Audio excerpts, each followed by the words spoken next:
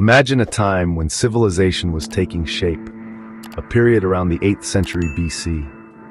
This was a world vastly different from ours, a time when the foundations of what we now know as the great empires of antiquity were just being laid.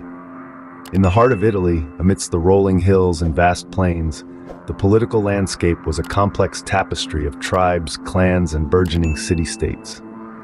Cultural norms were deeply ingrained, with societal structures largely dictated by tradition and heritage. The people sought guidance from the gods and myths, with legends and lore deeply woven into the fabric of everyday life. It was an era when the extraordinary was commonplace, when the lines between reality and myth were often blurred. In this milieu, a legend was born. His name was Romulus. Romulus and his twin brother Remus, according to legend, were no ordinary children. They were the offspring of the war god Mars and the Vestal Virgin Rhea Silvia, conceived in a union that brought together divine and mortal realms. Born into a world of power and politics, their lives were threatened from the start. Their great uncle, fearing the prophecy of their future power, ordered them to be cast into the Tiber River. But fate intervened. Swept away by the river's currents, they were left stranded on its banks. Here, in the wild marshlands of the Tiber, a she-wolf, drawn by the infant's cries, came to their rescue. She nourished them with her milk, ensuring their survival in these harsh conditions. A shepherd named Faustulus discovered the twins under the care of the she-wolf, and he and his wife, Acca Laurentia, decided to foster them. Despite their humble beginnings, destiny had bigger plans for the twins. As they grew, so did their ambition and their differences. The seeds of discord, sown in the hearts of the twin brothers Romulus and Remus, began to sprout as they reached adulthood. At the heart of their contention was the location of the city they had dreamt of building together. Romulus, the pragmatic, preferred the Palatine Hill. Its strategic location offered a clear vantage point for spotting potential threats. On the other hand, Remus, the visionary, was drawn to the Aventine Hill with its lush and untamed wilderness, a blank canvas for their grand city. The disagreement escalated into a fierce rivalry, and the dream of a shared city began to crumble. The fraternal bond that once held them together was strained, their shared dreams overshadowed by their individual visions. This was a struggle for power, a struggle for the future of their city, and ultimately, a struggle that would determine the course of history.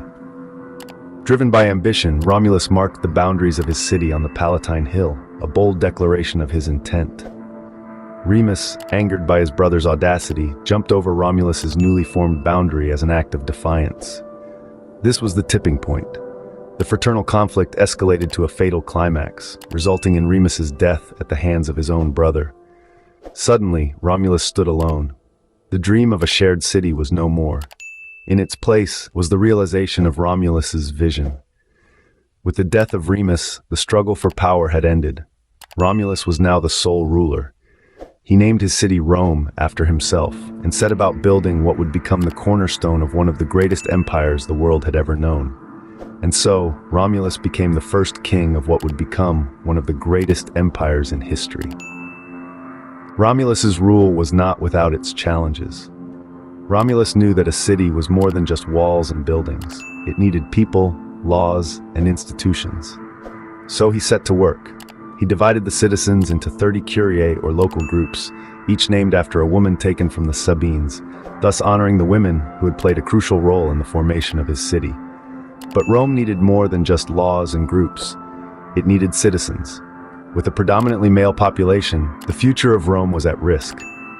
Romulus devised a plan to solve this problem, which led to one of the most infamous episodes in Roman history, the abduction of the Sabine women. He invited the neighboring Sabine tribe to a festival, only to capture their women and offer them as wives to his men. This act laid the foundation for the growth of Rome, but it also sparked a war with the Sabines that would test Romulus' leadership. Romulus proved himself a capable military leader, not just a cunning strategist.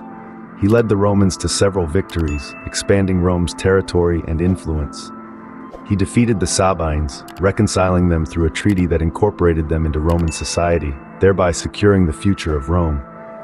He also triumphed over other neighboring tribes, such as the Fidenates and Veientes, further cementing Rome's dominance in the region. Yet Romulus reign was not just about war and expansion. He also showed a keen understanding of governance.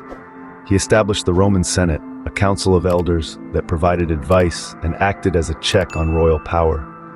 He also created various public offices, laying the groundwork for Rome's Republic era. Romulus's reign was a turbulent mix of war, cunning strategies, and innovative governance. It was marked by controversies, such as the abduction of the Sabine women, and significant achievements, like the establishment of Rome's institutions. Despite the controversies, Romulus's reign marked the beginning of a new era. Like his birth, Romulus's end was shrouded in mystery. The tale weaves itself around a tempestuous day when the skies above Rome churned with an ominous storm. The clouds, dark and foreboding, cloaked the city in an eerie gloom, as if nature herself was a part of this grand spectacle. Romulus, the first king of Rome, the man who had carved out a city from the wilderness, was holding court on the Palatine Hill. As the storm brewed, so did the tension among the people. Suddenly, a whirlwind descended, and in its fury, Romulus was enveloped, swallowed by the tempest. Just as swiftly as it had come, the storm passed, leaving a stunned populace and an empty throne. Accounts of what happened next are as varied as they are intriguing. Some suggest a divine intervention, claiming that Romulus was taken up to the heavens, chosen by the gods to join their celestial ranks. They speak of a vision where Romulus appears before them, clad in armor, brighter and more majestic than before, assuring them of Rome's future greatness. Yet, other narratives hint at something more sinister. Whispers of foul play of a palace coup began to circulate. These voices suggested that the nobles, envious and fearful of Romulus's power, struck him down in the chaos of the storm. They then tore his body apart, each taking a piece to dispose of, ensuring that no trace of Romulus remained. Debate rages on, even today, about the truth of Romulus's. Was it a divine ascension, a testament to his greatness, or was it a brutal assassination, a stark reminder of the treacherous paths of power? These questions, perhaps, will forever remain unanswered, lost in the winds of time. Regardless of the truth, Romulus's disappearance marked the end of an era. His reign, although brief, left a profound impact on Rome, shaping its destiny in ways unimaginable. And in his mysterious departure, he left behind a legacy that would echo through the annals of history, forever remembered as Rome's first king. Romulus's influence, however, did not end with his disappearance. His legacy lived on, shaping the Rome we know today. So let's delve into that legacy and see how an ancient king's vision became an enduring part of Roman history. After Romulus's reign, the Roman kingdom continued to flourish, guided by the foundations he had set. He had laid the groundwork for a city that would evolve into a republic and eventually an empire. His organizational skills, seen in the creation of the Roman calendar and the division of Roman citizens into distinct classes, set a precedent for the future leaders who would follow in his footsteps. But Romulus's influence wasn't just political. His laws, though primitive, were the seeds of the Roman legal system that would later become one of the most sophisticated in the ancient world. His law, known as Lex Romana, encompassed everything from property rights to criminal justice.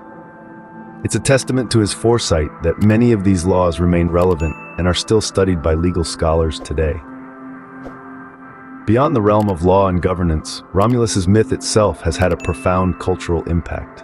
His tale of being raised by a she-wolf, of building a city from scratch, of a leader who vanished into thin air, has been a source of fascination for centuries.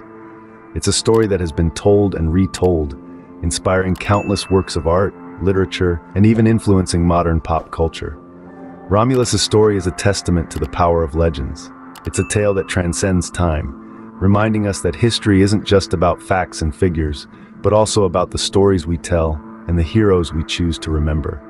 Even after thousands of years, Romulus's tale continues to captivate us, reminding us of the power of legends and the enduring allure of ancient Rome.